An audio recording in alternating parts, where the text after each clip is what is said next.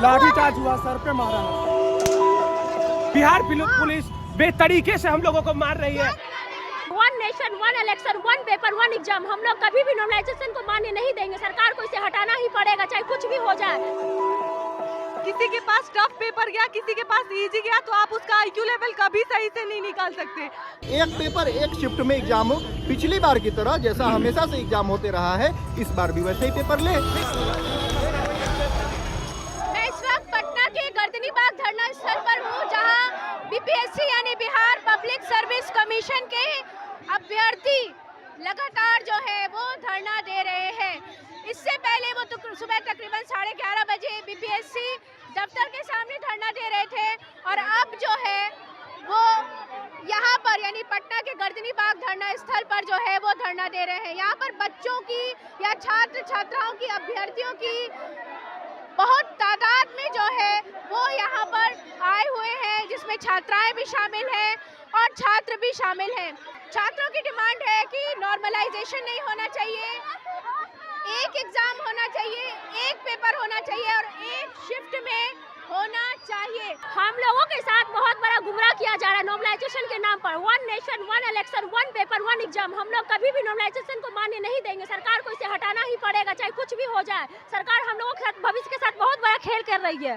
सरकार मेरा घर सहरसा जिला हुआ, हम यहाँ पढ़ते हैं, पटना में रह करके हम लोग इतने दिन से तैयारी कर रहे हैं। मेरा फर्स्ट अटेम्प्ट है और हम लोगों के साथ ऐसा बड़ा अन्याय किया जा रहा है। हम लोग घर से दूर होके माँ बाप इतना पैसा जोड़ के पढ़ने के लिए भेज रहे हैं और हम लोगों के साथ ऐसा खेल किया जा रहा है सरकार के द्वारा। नहीं तो अब 2025 में हम लोग सरकार को होश में ला देंगे, सरकार खुद होश में आ जाए।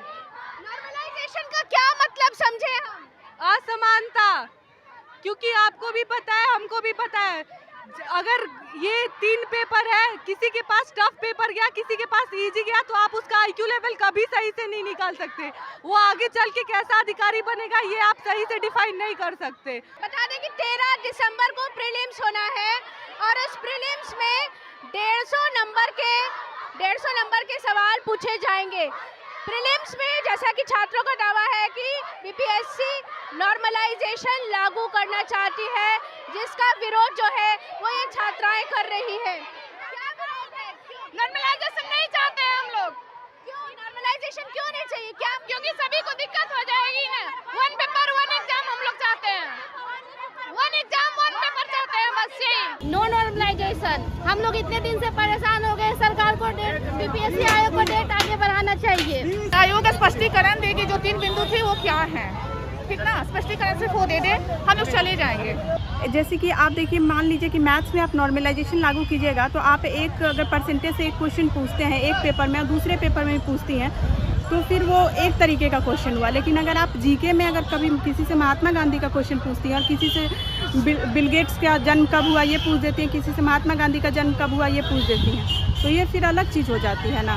कहेगा कि अब एवरेज मार्किंग कर देंगे, तीनों में किसी का अप होगा किसी का लो होगा, तो जिसका अप हो गया उसी के बीच में किसी को सेटिंग करके पास कर देंगे। GS में ही नॉर्मलाइजेशन अभी लागू किया, प्रीलिम्स में GS नहीं, अभी तक BPSC का जो खाका रहा है कभी नॉर्मलाइजेशन इसमें अप्लाई नहीं हुआ है। हमारा इसी के खिलाफ विरोध है कि नॉर्मलाइजेशन हम लोग BPSC में नहीं चाहते। एक पेपर एक शिफ्ट में एग्जाम हो, पिछली बार की तरह जैसा हमेशा से एग्जाम होते रहा है, इस बार भी वैसे ही पेपर ले।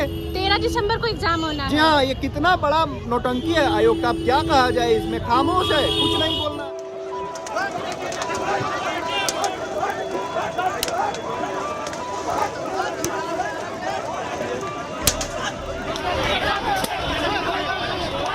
लाठीचार्ज हुआ, सर पे मारा है। आप BPSC के परीक्षार्थी हैं? BPSC के स्टूडेंट हैं। क्यों विरोध कर रहे थे? क्यों नॉर्मलाइजेशन को लेकर विरोध करने आए?